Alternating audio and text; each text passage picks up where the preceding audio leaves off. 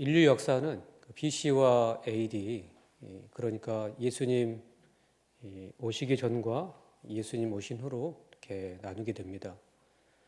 그래서 우리는 지금 예수님 오신 후인 AD를 살고 있고 다시 오실 예수님을 기다리고 있습니다. 예수님이 역사의 주관자가 되시기에 인류 역사가 이렇게 예수님 탄생을 기점으로 나누어지듯이 우리의 삶도 마찬가지입니다. 예수님 없던 삶, 또 예수님 안에 있는 삶 이렇게 나뉩니다. 지금은 우리가 예수님 때문에 행복하지만 예수님 믿기 전에는 정말 행복하지 못한 그런 삶의 연속이었습니다. 우리 주위에 예수님 없이 사는 개인이나 또한 세상이 행복하지 못하다는 것을 우리가 보게 됩니다. 직장만 보더라도 서로 이렇게 화목하지 못하고 비난하고 비방하고 직장만 그런 게 아니라 어디서 국회의원 선거가 있는데 상대방 후보를 비난하고 또 거짓을 유포하고 또한 술과 마약과 도박과 성에 중독되어 가정이 깨어지기도 합니다. 또 세계 곳곳에 전쟁이 끊이지 않고 그로 인해서 사람들이 죽고 가족이 흩어지고 난민이 되고 하는 이런 고통이 있는 것을 보게 됩니다. 사람들이 이렇게 고통 중에 살아가는 이유가 무엇일까요? 왜 행복하지 못한 삶을 살아가고 있을까요? 다 죄 때문입니다. 처음 사람, 처음 세상은 이런 삶의 모습이 아니었습니다. 창세기 1장 31절에 보면은 하나님이 지으신 그 모든 것을 보시니 보시기에 심히 좋았더라. 저녁이 되고 아침이 되니 이는 여섯째 날이니라. 처음 사람과 세상은 하나님 보시기에 힘이 좋았습니다. 하나님께서 6일 동안 세상을 창조하시고 맨 마지막에 사람을 지으시고 심히 좋아하셨습니다. 처음 사람 아담과 하와는 에덴 동산에서 하나님과 교제하며 행복하게 살았습니다. 그렇게 행복하게 살았는데 아담이 하나님의 말씀에 불순종하는 죄를 짓습니다. 창세기 2장 16절에서 17절에 보면은 여호와 하나님이 그 사람에게 명하여 이르시되 동산 각종 나무의 열매는 내가 임의로 먹되 선악을 알게 하는 나무의 열매는 먹지 말라. 내가 먹는 날에는 반드시 죽으리라 하시니라. 하나님께서 아담에게 동산 각종 나무의 열매를 너가 마음대로 먹을 수 있지만 선악을 알게 하는 나무의 열매를 먹지 말라라고 명하십니다. 먹는 날에는 반드시 죽는다고 경고하시죠. 아담은 하나님의 말씀을 받았음에도 불구하고 불순종하여 선악을 알게 하는 나무의 열매를 먹고 맙니다. 말씀에 불순종하는 죄를 지은 거죠. 그렇게 죄가 세상에 들어옵니다. 죄가 세상에 들어오므로 그때부터 인류가 불행해진 것입니다. 디모데후서 3장에서는 사람들이 고통받고 사는 이유가 바로 죄 때문이라고 말씀하고 있습니다. 디모데후서 3장 1절부터 4절까지를 같이 읽겠습니다. 시작. 너는 이것을 알라. 말세에 고통하는 때가 이르러 사람들이 자기를 사랑하며 돈을 사랑하며 자랑하며 교만하며 비방하며 부모를 거역하며 감사하지 아니하며 거룩하지 아니하며 무정하며 원통함을 풀지 아니하며 고함하며 절제하지 못하며 사나우며 선한 것을 좋아하지 아니하며 배신하며 조급하며 자만하며 쾌락을 사랑하기를 하나님 사랑하는 것보다 더하며 자기만 사랑하는 이기심으로 상대에 대해서 무관심하고 무정합니다.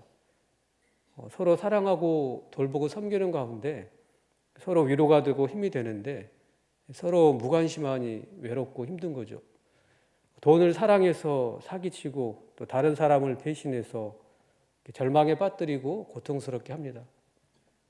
교만하고 비방하고 또 부모를 거역하는 죄를 짓고 또 권위자에게 거역하는 죄를 짓고 감사하지 않고 불평과 불만을 가지고 살고 있으니 그 삶 자체가 행복하지 않고 고통스러운 거죠. 이렇게 사람들이 죄로 인해 고통스럽게 행복하지 못한 삶을 살고 있습니다. 그런데 이런 죄의 악순환을 스스로 끊을 수 없어서 그렇게 평생 살다가 죽는 것을 보게 됩니다. 이런 삶을 본문 20절에는 죄의 종된 삶이라고 말씀합니다. 20절에 보면은 너희가 죄의 종이 되었을 때에는 의에 대하여 자유로웠느니라. 우리도 전에 이런 죄의 종된 삶을 살았습니다. 예수님 믿기 전에는 정말 제멋대로 살았죠. 제멋대로 살아서 내가 주인 되어 사는 것 같았지만은 실상은 죄의 종된 삶을 살았던 것입니다. 밤을 새워서 술 마시고 또 놀고 게임에 도박에 빠져서 살기도 했습니다. 그런 삶의 모습을 19절에서 이렇게 표현하고 있습니다. 우리 19절을 같이 읽겠습니다. 시작. 너희 육신이 연약함으로 내가 사람의 예대로 말하노니 전에 너희가 너희 지체를 부정과 불법에 내주어 불법에 이른 것 같이 이제는 너희 지체를 의에게 종으로 내주어 거룩함에 이르라. 전에는 예수님 믿기 전을 말합니다. 그때 우리 지체를 부정과 불법에 내주어 불법에 이르렀다라고 이렇게 말씀합니다. 전에 예수님 믿기 전에 우리의 지체인 눈과 귀와 입과 손과 발, 부정을 저지르고 불법을 저지르는 죄의 도구로 내주었다라는 거죠. 정말 우리가 그렇게 살았습니다. 눈으로 상대방을 무시하고 또 눈으로 봐서는 안 될 것들을 보면서 죄를 짓고 입으로 비난하고 비방하고 또 수군거리는 죄를 지었습니다. 저주의 말, 폭력적인 말도 일삼았죠. 손으로 훔치고 때리고 또 손가락질하고 발로 차기도 하고 죄를 짓는 현장에 부지런히 다녔습니다. 21절에 보니까 너희가 그때 무슨 열매를 얻었느냐 이제는 너희가 그 일을 부끄러워하나니 이는 그 마지막이 사망입니다. 그렇게 죄의 종이 되어 불법의 열매를 맺고 사망으로 향하고 있었습니다. 브레이크가 고장난 자동차처럼 죄의 종 되어 죄악된 삶을 계속 살아온 거죠. 그렇게 계속 죄악된 삶을 멈추지 못하고 살다가 지옥에 던져줄 수밖에 없는 소망 없는 불행한 인생이었습니다. 그런 우리를 하나님께서 불쌍히 여기시고 예수님을 보내주셨습니다. 갈라디아서 1장 4절을 같이 읽겠습니다. 시작.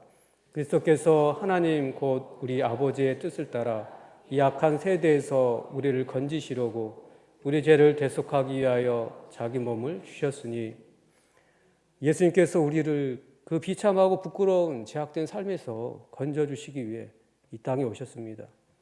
우리를 절망스럽고 고통스러운 죄악된 삶에서 건져주시기 위해 자기 몸을 십자가에 내어주셨습니다. 구약의 성도들은 자신들의 죄를 용서받기 위해 속죄의 제사를 드려야 했습니다.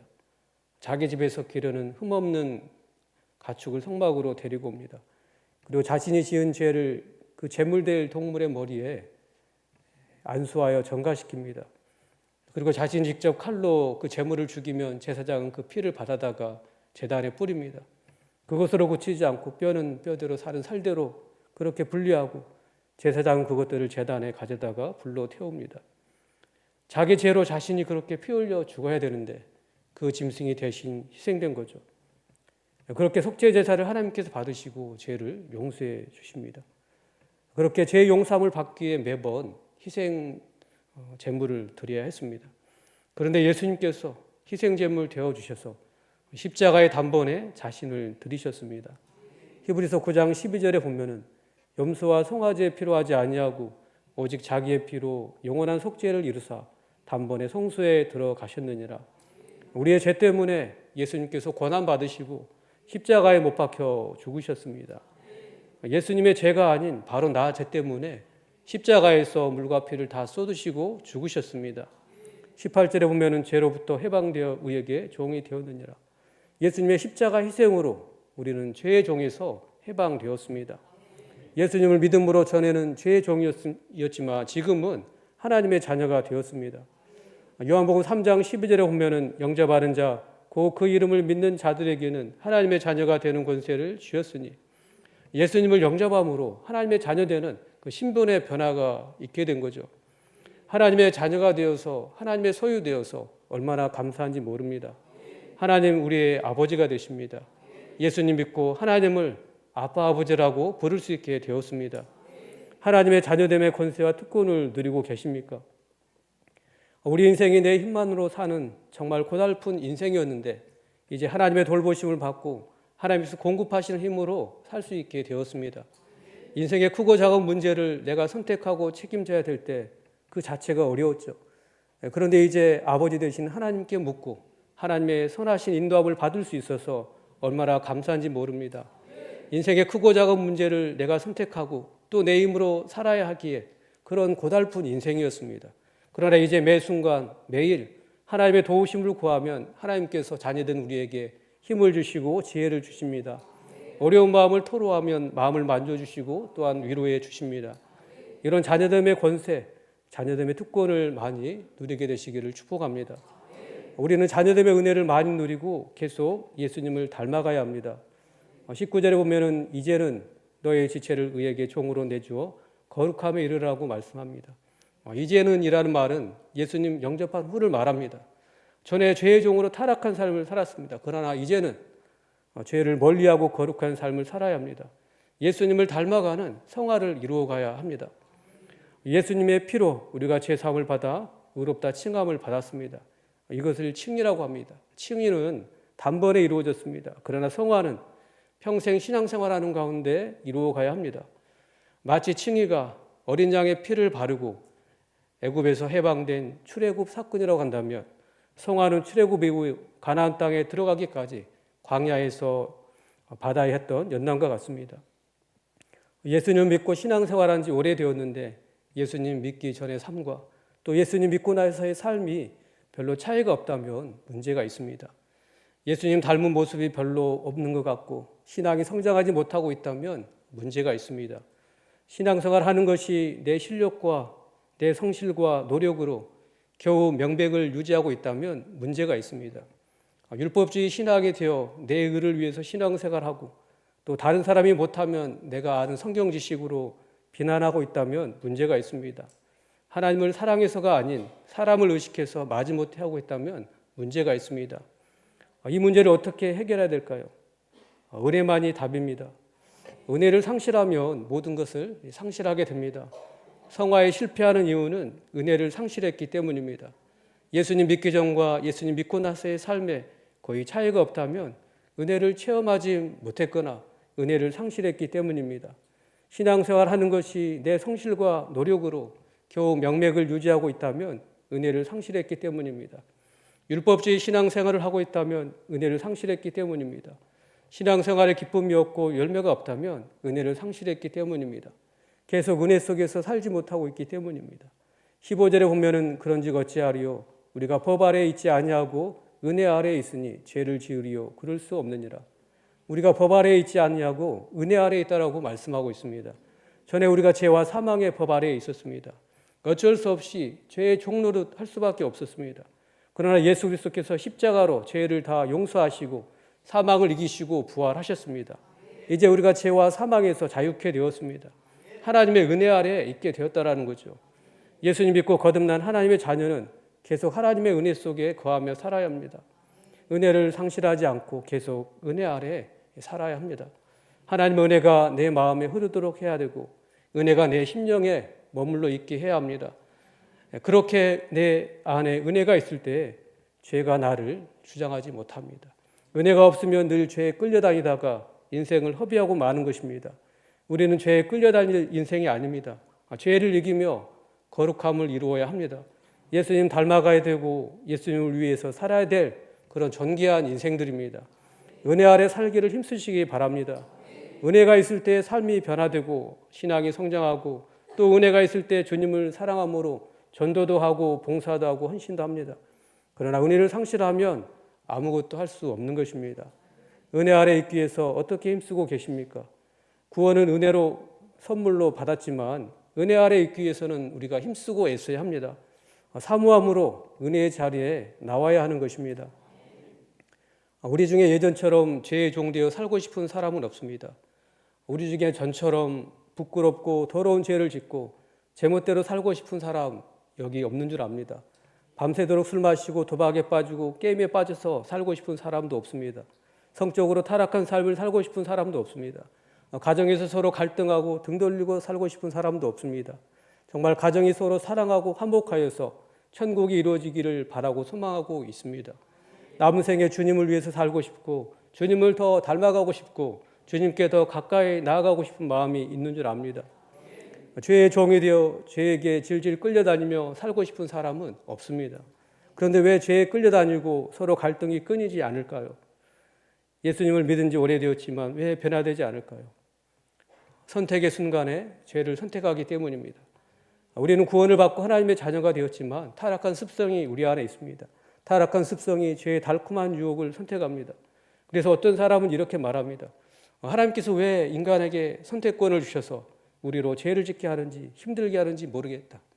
하나님 왜 나를 이렇게 만들어서 힘들게 하는지 모르겠다. 이렇게 한탄합니다. 하나님을 잘 몰라서 하는 말입니다. 하나님은 인격적이신 분이십니다. 인격적이신 하나님, 인간을 하나님을 닮은 인격체로 지으셨습니다. 계계로 만들지 않았다라는 거죠. 그래서 우리가 자유 선택권을 가지고 내가 선택합니다. 나의 선택에 따라 하나님이 기뻐하시는 뜻대로 살 수도 있고 나의 선택에 따라 죄에 질질 끌려다닐 수도 있습니다. 내 선택에 달려 있습니다. 어떤 선택을 하시겠습니까? 로마서 6장 13절을 같이 읽겠습니다. 시작.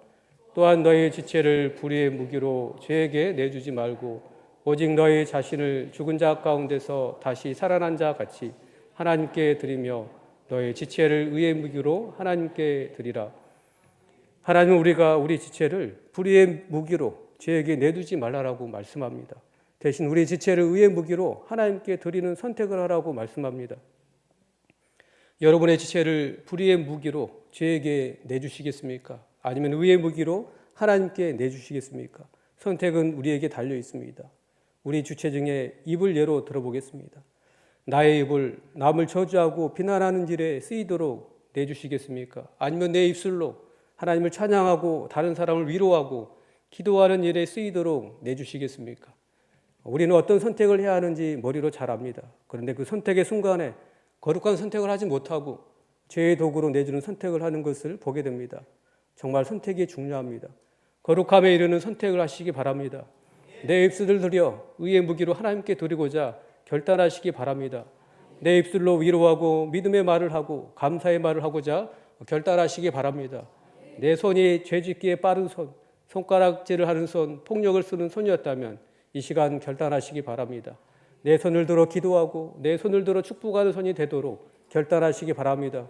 그렇게 결단하시고 선택의 순간에 하나님께서 기뻐하시는 선택을 하게 되시기를 바랍니다.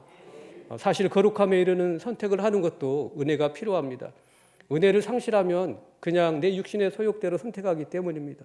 은혜를 상실하면 죄의 달콤한 길로 선택하기 때문입니다. 은혜 아래 있고자 힘쓰시기 바랍니다. 은혜가 내 안에 머물러 있도록 은혜를 사모하고 은혜를 받는 자리에 나아가게 되시기를 바랍니다. 그래서 그 은혜로 바른 선택을 하시게 되시기를 축복합니다. 하나님께서 기뻐하시는 선택을 했다면 이제 순종을 해야 됩니다. 순종할 때 역사가 일어나고 순종할 때 성령께서 도우셔서 내 삶이 변화되어지고 순종할 때 예수님을 더 알게 되고 닮아가게 됩니다. 하나님께서 도와주시기를 원하는데 순종하지 않으면 아무런 일도 일어나지 않을 것입니다. 우리 16절을 같이 읽겠습니다. 시작. 너의 자신을 종으로 내주어 누구에게 순종하든지 그 순종함을 받는 자의 종이 되는 줄을 너희가 알지 못하느냐. 혹은 죄의 종으로 사망에 이르고 혹은 순종의 종으로 의에 이르느니라. 우리는 순종의 종이 되어야 합니다. 하나님께 순종하고자 하는 삶의 태도를 가지고 살아야 한다는 말입니다. 그렇게 하나님께 종이 되어야 합니다. 하나님께 종될 때 참 자유와 기쁨이 있습니다. 내 뜻대로 살지 않고 하나님께 순종하며 살 때 마음의 평안도 찾아오게 되는 것입니다. 하나님께 순종할 때 죄의 종노릇 하지 않게 됩니다. 죄를 안 지을 수는 없지만 죄를 덜 지으려면 죄 지을 기회를 주지 않아야 합니다. 사람이 시간적으로 여유가 있고 돈에 여유가 있을 때 죄를 지을 확률이 높은 것 같습니다. 정말 죽게 하듯 가정일을 열심히 하고 또 돌아보고 복음도 전하고 맡겨진 봉사를 열심히 감당할 때 딴 생각을 적게 하는 것 같습니다. 로마서 12장 11절에 보면은 부지런하여 게으르지 말고 열심을 품고 주를 섬기라고 말씀합니다. 열심을 품고 주를 섬길 때 죄를 지을 틈이 없는 줄 압니다. 시간적인 여유가 많고 돈의 여유가 생기면 딴 생각을 많이 하고 죄 지을 틈도 많이 있게 되는 것 같습니다. 죄 지을 틈이 없도록 하나님께 더 순종하고 하나님께 종이 되기를 원합니다. 게으르지 않고 열심을 품고 주를 섬기는 가운데 거룩함의 열매를 더 많이 맺어가시는 저와 우리 성도님들 되시기를 주의 이름으로 축원합니다. 전에 우리는 죄와 사망의 법 아래에 있었습니다. 어쩔 수 없이 죄의 종로를 타며 살았습니다. 우리의 지체를 죄의 도구로 내주어 부끄러움의 열매를 맺고 살았습니다. 그런 우리를 하나님께서 불쌍히 여기셔서 예수님을 보내주시고 예수님의 십자가 희생으로 이제 은혜 아래에 있게 하셨습니다. 은혜를 상실하지 않고 계속 은혜를 유지하시기 바랍니다. 은혜가 바른 선택을 하게 하고 은혜가 순종으로 우리를 이끕니다. 은혜가 마음에 흐르도록 하십시오. 은혜가 내 마음을 주장하게 하시기 바랍니다. 그래서 이제는 더 이상 죄에 끌려다니는 인생이 아니라 하나님께 종된 인생 되시기를 축복합니다. 삶의 변화가 있고 예수님을 더 닮아가고 더 죽게 헌신하는 거룩함의 열매를 더 풍성히 맺어가는 우리 성도님들 되시기를 주님의 이름으로 축원합니다.